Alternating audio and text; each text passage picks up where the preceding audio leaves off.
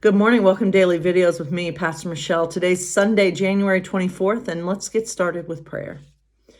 Our Father, who art in heaven, hallowed be thy name. Thy kingdom come, thy will be done on earth as it is in heaven.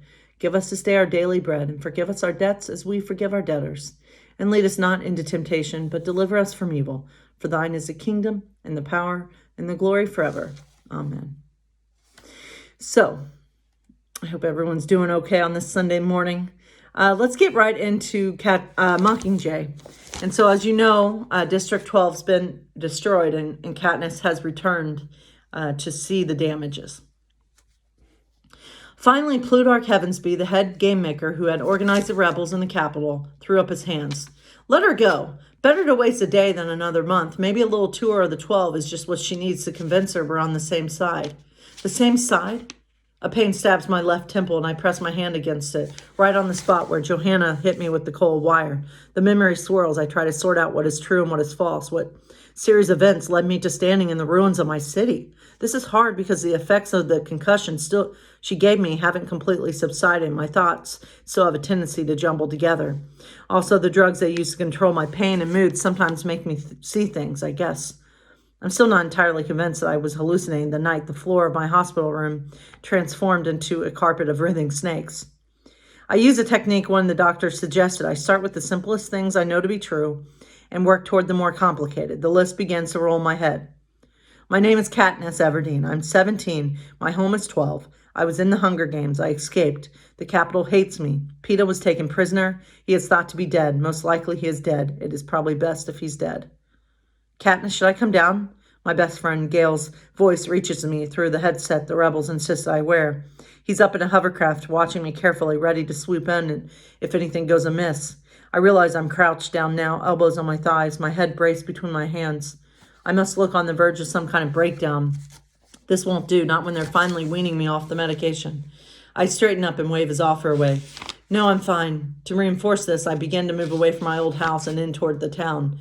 Gail asked to be dropped off in 12 with me, but he didn't force the issue when I refused his company. He understands I don't want anyone with me today, not even him. Some walks you have to take alone. The summer's been scorching hot and dry as a bone. There's been next to no rain to disturb the piles of ash left by the attack. They shift here and there and in reaction to my footsteps. No breeze to scatter them. I keep my eyes on what I remember as a road because when I first landed in the meadow, I wasn't careful and I walked right into a rock, only it wasn't a rock, it was someone's skull. It rolled over and landed face up, and for a long time I couldn't stop looking at the teeth, wondering whose they were, thinking of how mine would probably look the same way under similar circumstances. I stick to the road out of habit, but it's a bad choice because it's full of the remains of those who tried to flee. Some were incinerated entirely, but others, probably overcome with smoke, escaped the worst of the flames and now lie reeking in various states of decomposition. Carrion for scavengers, blanketed by flies. I killed you, I think, as I pass a pile, and you. Because I did. It was my arrow aimed at the chink in the force field surrounding the arena that brought the firestorm of retribution that sent the whole country of Panem into chaos. All right. So let's hear God's love note. First, a reading from Colossians. May you be I can't talk. May you be made strong with all the strength that comes from his power. And may you be prepared to endure everything with patience while joyfully giving thanks to the Father who has enabled you to share in the inheritance of the saints in the light. And God's note to us. Following me, has always been a hard path. Placing community above self, placing me above popular opinion, advocating for the poor and the widow and the orphan and everyone treated badly by society. Choosing to do those things in my name will mean you have to endure being ignored or ridiculed or demonized. But it will help you find the other people who are true to my calling, and for that, you will have much reason to give thanks. Finding my true followers keeps getting harder and harder when so many people claim to follow me, but instead follow the god of money and of fame and of majority rule. Today, I invite you to pray earnestly for the strength that only I can provide to stand for my ways even when they come at a cost. And keep watch for my ways even when they come at a cost. And keep watch for the true followers I place in your life to support you. They will not be perfect any more than you are. Only I am perfect, but they can be your strength, even in the hardest of times. And that is so important, to have people by your side. especially now. These are crazy days, aren't they? But, I do believe that hope is coming as the vaccines continue to be rolled out and people continue to get vaccinated from this awful, awful virus that has claimed the lives of so many people. So let's turn to Humans of New York, shall we? Whoopsie, my bad. So this guy says, I've got a lot of faults. I swear, I'm sure I'm not easy to live with. I'm not the best communicator, and I'm sure it's not very cool to see your man crawling on the floor of a hotel room. But she loves me. And then I was stationed at OP Black. It was a checkpoint at the main bridge leading into Fallujah. They called it the Bridge of Blood because militants kept trying to break the checkpoint to get supplies into the city. I remember the Jeep coming toward the checkpoint. I kept trying to wave it off, but it wasn't stopping.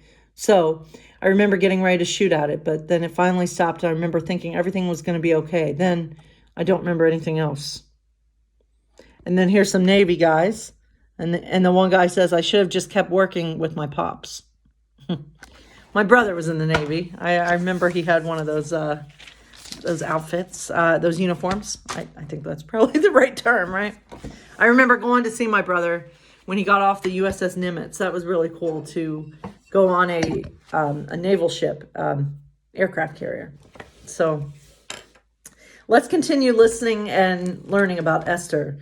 So let's hear about Haman's plot. So Esther's stunning rise led to the envy at the Persian court. The newly appointed Grand Vizier, an Ammonite named Haman, began to plot to destroy all the Jews throughout the whole kingdom. He ordered musicians to cast pure lots to pick the right day for the planned massacre and placed the provincial military on alert.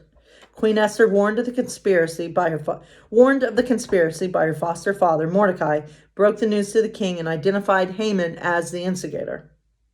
So, enraged, Surius turned to Haman and cried, will he even assault the queen in my presence in my own house? Haman and his sons were dragged out to be hanged, but nothing could be done about Haman's planned massacre because it had been issued as a royal decree. Moved by Esther's tearful pleading, the king gave out another decree authorizing all Jews in his kingdom to bear arms to defend themselves. Thus equipped, Jews were prepared when the militia came to murder them, and they struck down all their enemies with the sword, slaughtering and destroying them.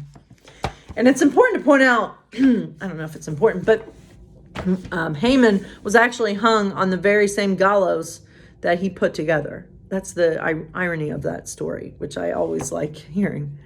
Anyway, my friends, God bless you all. Stay safe out there.